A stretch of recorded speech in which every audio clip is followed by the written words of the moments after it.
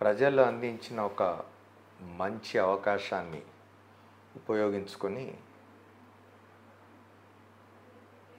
ప్రజలే మెచ్చుకునే విధంగా పరిపాలన చేయాల్సిన రాజకీయ పక్షాలు అప్పుడప్పుడు దారి తప్పి ప్రజాగ్రహానికి ప్రజా అవహేళనకు గురయ్యే పరిస్థితి ఏర్పడుతుంది. ప్రస్తుతం తెలంగాణలో జరుగుతున్న కొన్ని సంఘటనలు చూసినట్టయితే ఈ మాటలు గుర్తొస్తాయి.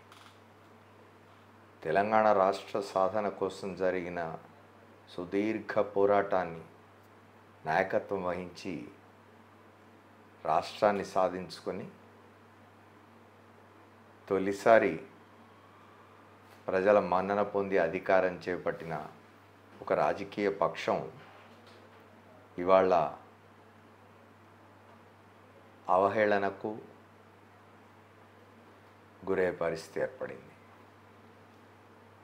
ఇది స్వయంకృతం. నిజానిజాలు ఏమిటో ఇంకా తేలాల్సినది, కానీ రాష్ట్రంలో ప్రస్తుతం జరుగుతున్నదంతా చూస్తే తెలంగాణ రాష్ట్ర సమితిగా ఉద్యమం నడిపి తర్వాత కాలంలో భారత రాష్ట్ర సమితిగా రూపాంతరం చెందిన పార్టీ 2 పర్యాయాల అధికారంలో ఉన్నది. ప్రజలు మెచ్చి అధికారాన్ని ఇచ్చారు. రాష్ట్రాన్ని సాధించిన ఘనత, రాష్ట్రం సాధించిన తర్వాత 2 పర్యాయాలు ఏకబిగిన అధికారంలోకి ప్రజలు తీసుకొచ్చిన ఘనత కూడా పొందిన పార్టీ ఇవాళ అనైతిక కార్యకలాపాలు, చట్ట వ్యతిరేక కార్యకలాపాలకు పాల్పడిందనే ఆరోపణలు ఎదుర్కొంటూ, దర్యాప్తును ఎదుర్కొంటూ రేపేం జరుగుతుందో ఏం తేలుతుందో తెలియని స్థితిలో పడిపోవాల్సి రావడం దురదృష్టకరం. రాష్ట్ర సాధన కోసం ఉద్యమం నడిపిన నాయకుడు ఆ తర్వాత కాలంలో రాష్ట్రాన్ని సాధించిన తర్వాత 2 సార్లు ముఖ్యమంత్రిగా ఉండి ఇవాళ ఇట్లాంటి ఒక అప్రతిష్టను మూట కట్టుకోబోతున్నారా అనే అనుమానం కలుగుతున్నది. ఇప్పటికే అందరికీ అర్థమైపోయి ఉంటుంది.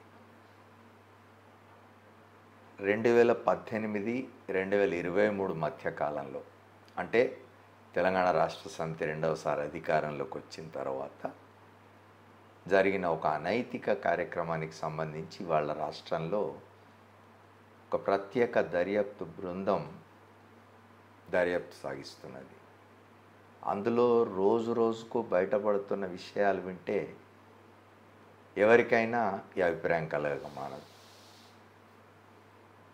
ప్రజలు అధికారం ఇచ్చారు, సుపరిపాలన అందించాలి, ప్రజల మన్నన పొందాలి, ప్రజలు ఒప్పుకున్న నాళ్ళు అధికారంలో ఉండాలి, ఒప్పుకోకపోతే వైదొలగాలి. అంతేగాని అవతలి రాజకీయ పక్షాలని, ప్రత్యర్థుల్ని కట్టడి చేయడానికో, వాళ్ళ కదలికల్ని కనిపెట్టడానికో, వాళ్ళ సంభాషణలు విని రాజకీయంగా తమకు అనుకూలంగా మలుచుకోవడానికో చేసిన అనైతిక ప్రయత్నాలు ఏమాత్రం హర్షించదగ్గవి కాదన్న విషయం అందరికీ తెలిసిందే. ఇప్పటికీ దాదాపు 600 మంది ఫోన్లు తెలంగాణ రాష్ట్రంలో ట్యాప్ అయినట్టుగా ప్రత్యేక దర్యాప్తు బృందం చెప్తూ ఉన్నది.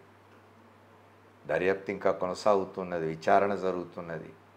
దురదృష్టకరమైన విషయం ఏంటంటే రాష్ట్రంలో ప్రజల్ని క్షేమంగా ఉండేట్టు చూడడానికి, శాంతి భద్రతలు సక్రమంగా ఉండేట్టు చూడడానికి, నేరాల్ని అరికట్టడానికి పనిచేయవలసిన పోలీసు వ్యవస్థ పెద్ద ఎత్తున ఈ అనైతిక చర్యలో అనైతిక చర్యలకు పాల్పడిందనే అభియోగాన్ని ఎదుర్కోవడం ఆ శాఖకు ఏమాత్రం మంచిది కాదు. ఆ శాఖకు సంబంధించిన అగ్రస్థానంలో ఉన్న అధికారి ఇచ్చిన ఆదేశాల మేరకు రాజకీయ నాయకత్వం యొక్క పనుపు మేరకు ఈ పనులు జరిగాయని చెప్తూ ఉన్నారు. దర్యాప్తు కొనసాగుతున్నది, విచారణ జరుగుతున్నది. చివరగా ఇది దర్యాప్తు పూర్తయి నిజానిజాలు బయటకు వచ్చి నిజంగానే ఆ రోజుల్లో రాజకీయ ప్రత్యర్థుల మీద సంఘ వ్యతిరేక శక్తులు లేదా దేశద్రోహానికి పాల్పడే వాళ్ళ ఆనుపానులు తెలుసుకోవడానికి, వాళ్ళ కదలికల మీద నిఘా పెట్టడానికి ఉపయోగించవలసిన ఫోన్ ట్యాపింగ్ లాంటి చర్యల్ని రాజకీయ ప్రత్యర్థుల మీద ప్రయోగించడం అనేది అత్యంత గర్హనీయమైన విషయం. అదే జరిగినట్టుగా మనకు ప్రస్తుతం జరుగుతున్న విచారణలో వస్తున్న వివరాలను బట్టి తెలుస్తూ ఉన్నది. ఏం జరుగుతుందో చూడాలి. చివరికి తన నీడను కూడా చూసుకొని భయపడే స్థితికి రాజకీయ నాయకత్వం ఎందుకు పోతున్నదనేది ఆలోచించుకోవాలి.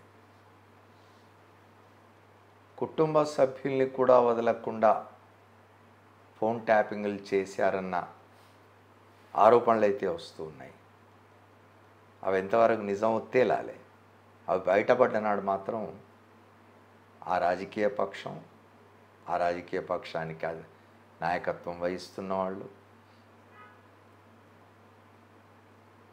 చాలా ప్రజా అవహేళనకు,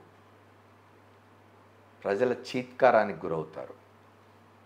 అదే నిజం అవుతే నిజాలు బయటికి రావాల్సిన అవసరం ఉన్నది. బయటకు వస్తాయని ఆశిద్దాం.